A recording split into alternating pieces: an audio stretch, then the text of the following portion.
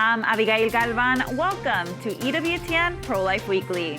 It's really how that role and responsibility is taken up by that particular minister. Concerns of protections for disabled persons in Canada after major changes in the Prime Minister's cabinet. Two of the people actually left the country. They were so distraught by being offered such a deplorable thing. A retired Canadian Army veteran shares the startling stories of combat veterans who say they were offered assisted suicide instead of mental health care. We do have a crisis in this country. Our maternal mortality is the worst in the developed world, and that is abhorrent. And a rise in maternal mortality rates. Analysis on a recently released study.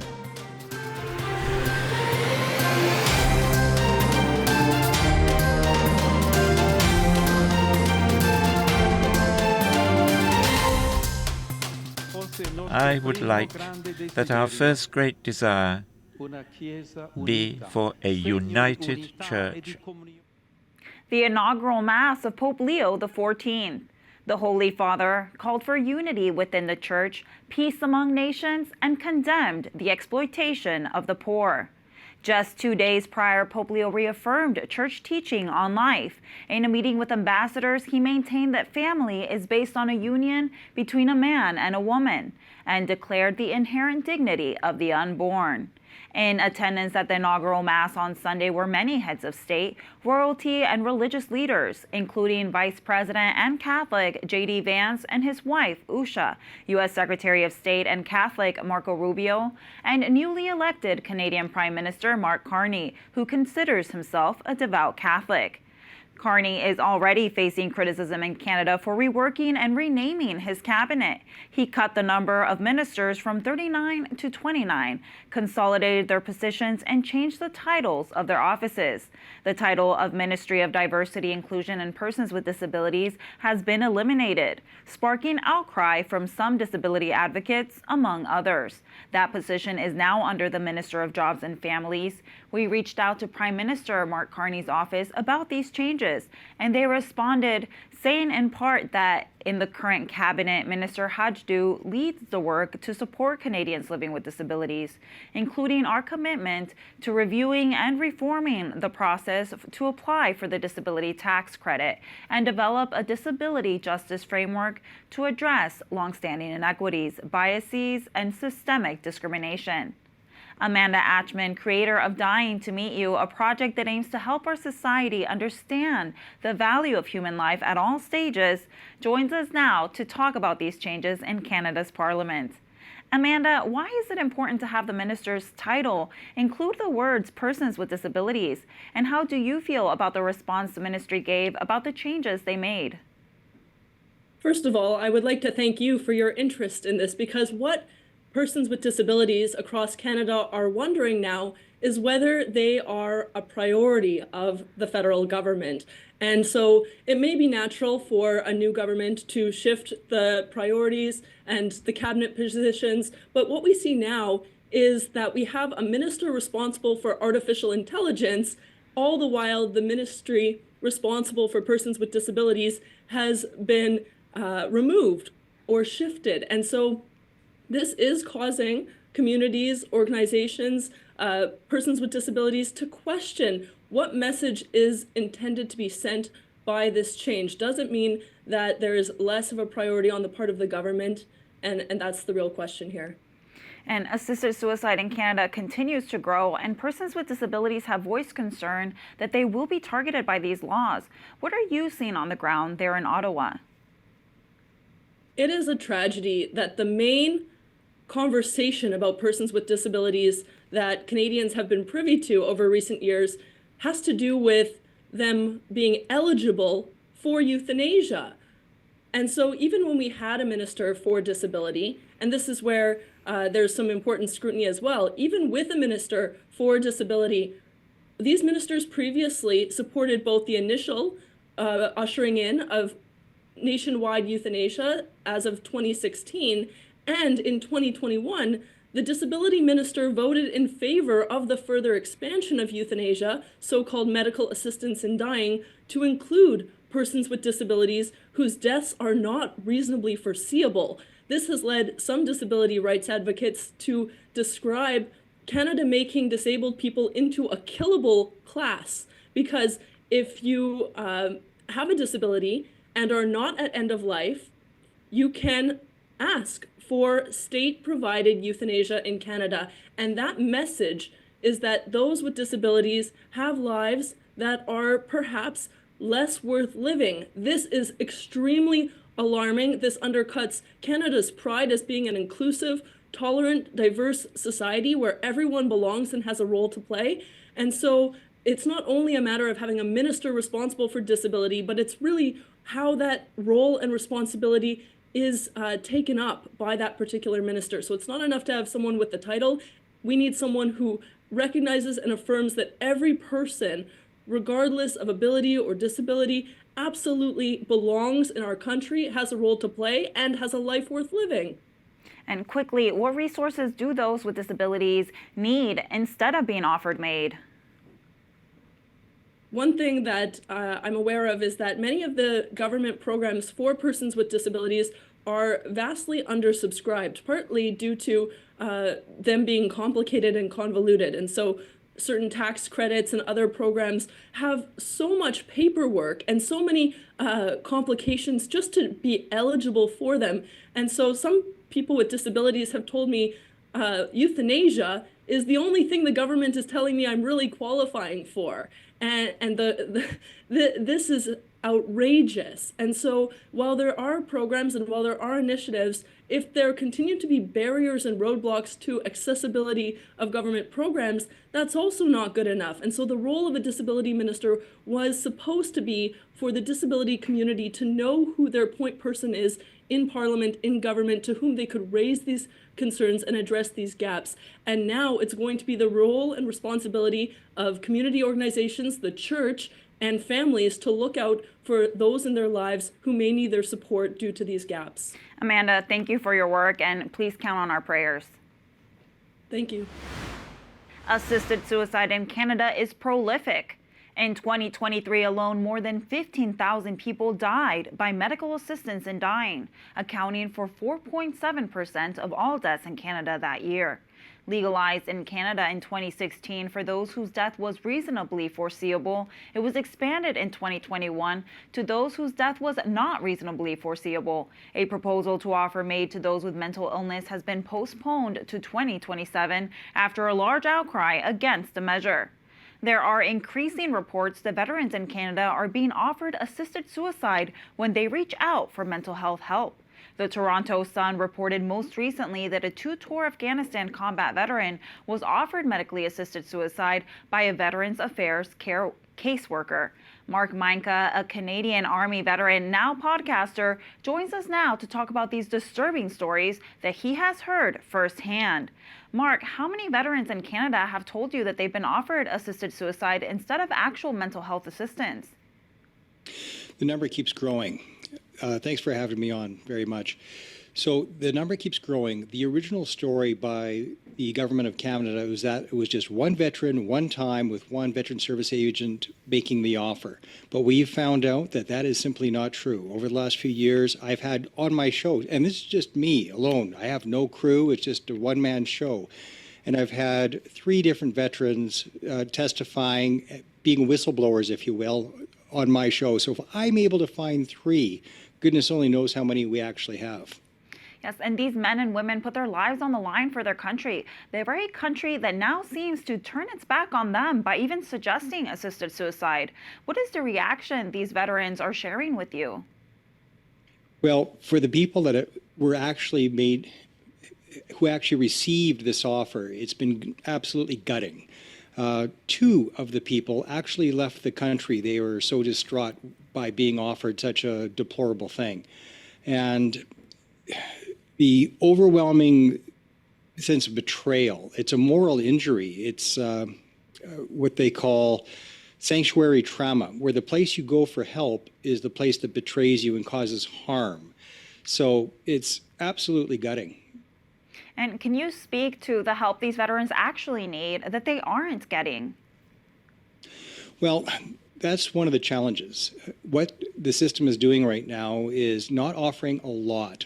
my show, I've got about 340 episodes all on healing modalities that I find all around the world. I've never got a call from Veterans Canada saying, hey, what have you found? What works? So they just give you the bare basics. It's talk therapy or pills. Pick one.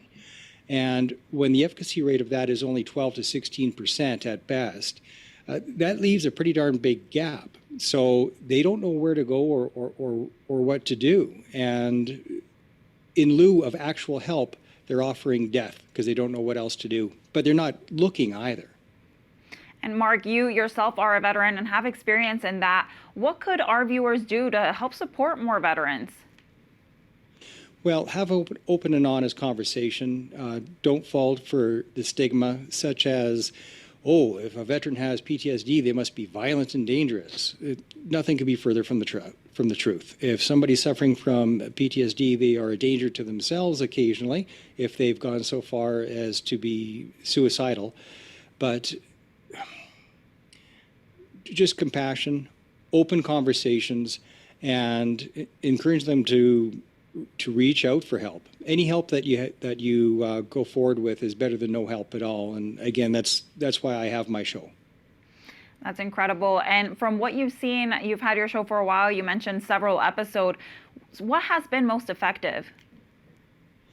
Well, there's a guy in Chicago, Dr. Eugene Lipoff, who offers stellate ganglion block, dual sympathetic stellate ganglion block therapy mixed with ketamine and talk therapy. Puts it all together. And he's out of Chicago, and that is the best one that I found with the best results. Canadian Special Forces go from Canada down to Chicago to get this treatment. And quickly, before we let you go, is there anything else you'd like to add? Just that the resources are out there. I know they are not available through Veterans Affairs either in the States or in Canada, but the resources are out there. There are so many little mom-and-pop operations that help so much. Everything from equine therapy, things that are accessible like that, to psychedelics and everything in between. So don't think that it's hopeless. It is not. Mark, thank you for your service to your country and for all that you're doing now to help veterans. Thank you. Unfortunately, more countries are seeking to legalize medical aid in dying, like in Scotland, where a bill just passed its first vote.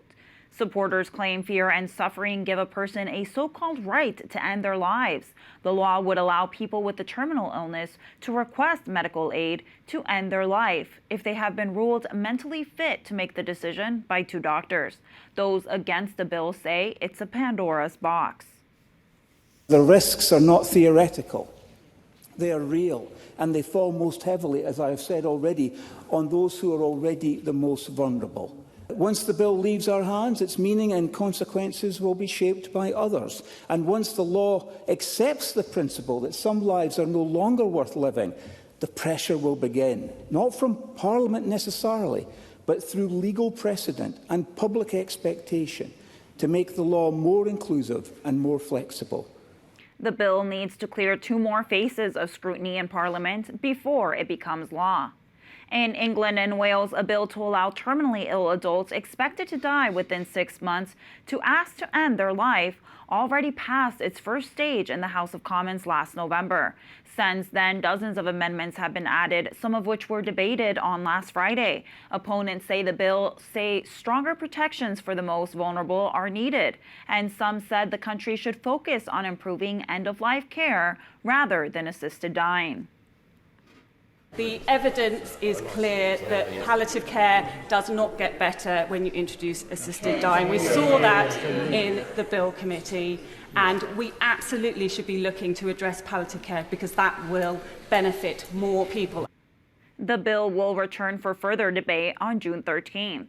The bill has sparked backlash from the Royal College of Psychiatrists. They say they cannot support the bill in its current form.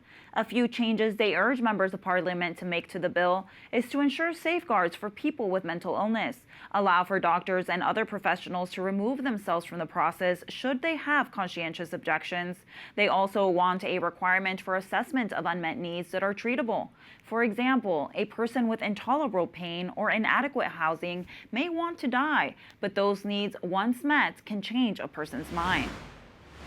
Health and Human Services Secretary Robert F. Kennedy Jr. has ordered a review of the regulation and labeling of the abortion pill mifepristone. It comes after a new study by the Ethics and Public Policy Center, or the EPPC, found nearly 11% of women who use the deadly drug suffer a serious adverse event. That is 22 times more frequent than the FDA currently recognizes. The EPPC also found that the failure rate of the abortion pill is double what was previously reported. It also shows that it's ineffective.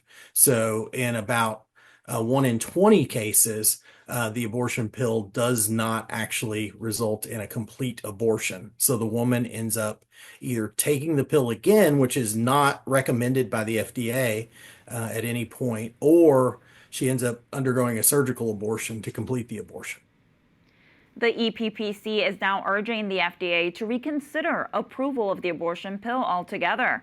But if the drug does remain available, the EPP says the FDA should mandate full reporting of its side effects and reinstate earlier safety protocols, including mandating in-person doctor visits before the deadly drug is prescribed, and reducing the window a woman can take the pill. Maternal mortality in the U.S. is on the rise, according to new research. A study published in JAMA Network Open found pregnancy-related deaths rose nearly 28% from 2018 to 2022. The study analyzed deaths up to a year postpartum. Almost 1/3 of the deaths took place after 6 weeks of childbirth.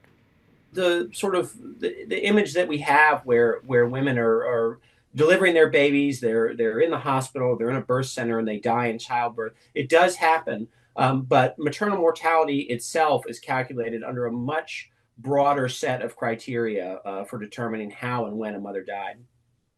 Researchers found that cardiovascular disease, cancer, mental disorders, and drug and alcohol-induced deaths were the leading causes of late maternal deaths. Dr. Ingred Skop with the Charlotte Lozier Institute joins us now to share her thoughts on this study. Dr. Skop, if these deaths are related to cancer or alcohol abuse, why do researchers link them to pregnancy and those who have recently given birth? So a pregnancy-related death is defined as caused by the pregnancy itself or exacerbated by the pregnancy or its treatment. So in the case of cancer, perhaps those evaluating the death thought that the treatment might have been different because she was pregnant, or in the case of a mental health death, they may have discovered the answer to the question, was she depressed or despondent perhaps because of an adverse outcome, an induced abortion or a stillbirth? The question that's answered is, if she had not been pregnant, would she still have died? The good news is we're seeing deaths related to catastrophic events at the time of childbirth going down. So sepsis, hypertension, hemorrhage, thrombotic events. Doctors and hospitals are getting much better at caring for women with emergencies at childbirth. We have protocols, we have training drills. The bad news is deaths related to chronic illness, deaths related to advanced maternal age, and deaths related to mental health causes are going up. Also, in regarding this study, COVID-19 pandemic affected women severely. So there were many deaths related to that, and I think that's reflected as well. And what is the time period after giving birth the doctors recommend coming in for a checkup? And has this timing changed recently? Traditionally, we would bring a woman in about 2 weeks after a cesarean, about 6 weeks after a normal delivery. But recognizing that so many deaths are occurring after childbirth, for example, if a woman has hypertension, we may bring her in just a few days or a week for an exam. And also, we're much more aware of mental health issues. And so if we have concerns about a woman, we'll bring her in earlier to evaluate her mental health as well. What do you think can be done to prevent these deaths? Well, I think we need awareness of what the crisis really is. We do have a crisis in this country. Our maternal mortality is the worst in the developed world, and that is abhorrent. But again, we need to be educating women about having their children at a younger age. Women who wait until they're 40 or 45, have established their careers, they're going to be more at risk. We need to be helping the population become more healthy before pregnancy occurs, decreasing those chronic illnesses that put women at risk. We need to really be thinking hard about why do we have such a mental health crisis and how can we help women. And really, the racial disparities are quite concerning. But one thing that we see is that the groups that are most affected by maternal mortality have the highest rates of single moms living in poverty, often affected by chronic illnesses, but also by family breakdown. So I think this is something that is not discussed enough. How can we prioritize the health of a family so that women are not as likely to live alone in poverty? And if they should become ill, that they have a social support network that can help them, get them into the doctor so that they get care in a timely manner. I think all of these social issues that you've mentioned are very important. I think right now there's an opportunity in the pro-life movement to kind of address some of these.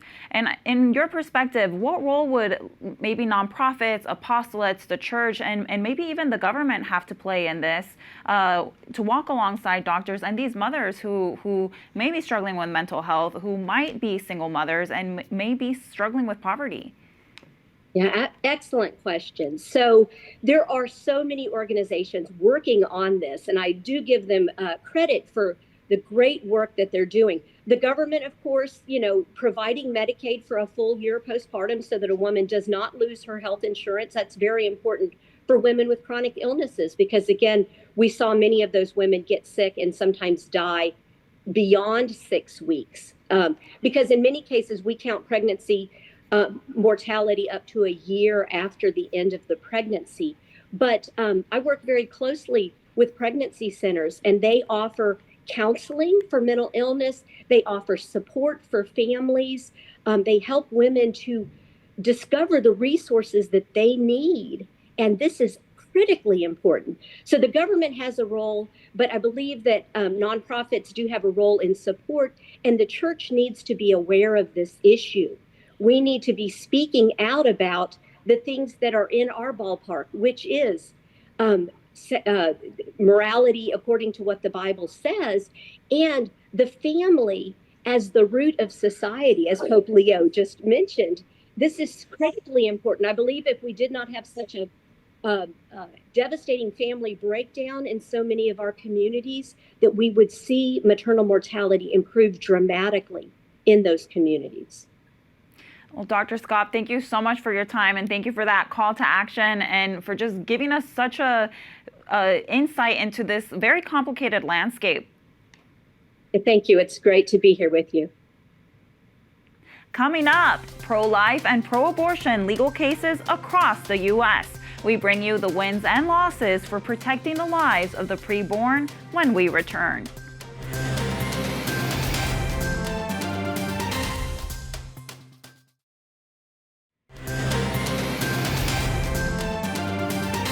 Earlier this year, I was proud to sign a constitutional amendment to enshrine the protections of Roe v. Wade into the Maryland State Constitution.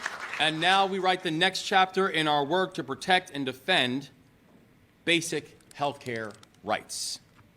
Maryland will become the first state to use money collected from a surcharge on insurance plans sold under the Affordable Care Act, or Obamacare, to fund a program to pay for abortions. Democratic Governor of Maryland, Wes Moore, signed the bill into law on Tuesday, May 13th.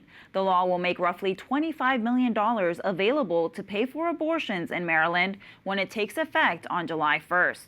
A Michigan judge has struck down pro-life protections in the state, claiming that they conflict with an amendment that enshrined so-called abortion rights in the state constitution in 2022. The overturned law included a 24-hour waiting period before an abortion, informed consent requirements, and restrictions on non-physicians performing abortions. The judge claims the waiting period, quote, exacerbates the burdens that patients experience seeking abortion care, unquote. Abortion is currently legal in Michigan up to the point of fetal viability, which is around 24 weeks. The heartbeat law remains in place in South Carolina thanks to the state Supreme Court, who agreed that a preborn baby's heartbeat begins at 6 weeks. It comes after Planned Parenthood challenged the law to extend the window a woman could get an abortion to 9 weeks. The High Court unanimously ruled that while South Carolina's legal definition of a fetal heartbeat was not clear, supporters and opponents of the law that all seem to think it banned abortion after 6 weeks. South Carolina is one of 3 states, including Georgia and Florida, that protect life at 6 weeks gestation. And in Kentucky, state officials and legislators joined other pro-life leaders in the Capitol Rotunda to sign a maternal health measure into law. The House Bill 90 establishes freestanding birthing centers in Kentucky, expands mental health support for mothers, and clarifies when a doctor can provide emergency care during pregnancy. Abortion is currently banned in Kentucky except to save the life of the mother. State Representative Jason Nemes, the bill's primary sponsor, says clarifying the state's pro-life law helps save lives. And the primary reason was to protect the life of the mother. When she's presenting, she's pregnant, she's at the hospital, and she needs care. And I think it will save Kentucky mothers. That does it for this edition of EWTN Pro-Life Weekly. Be sure to like and follow us on our social media channels. You can find us at EWTN Pro-Life on X, Facebook, and Instagram. And sign up for our newsletter, The Pro-Life Pulse, EWTN.com/pro-life. Remember, life is a gift. Your life is a gift. God bless.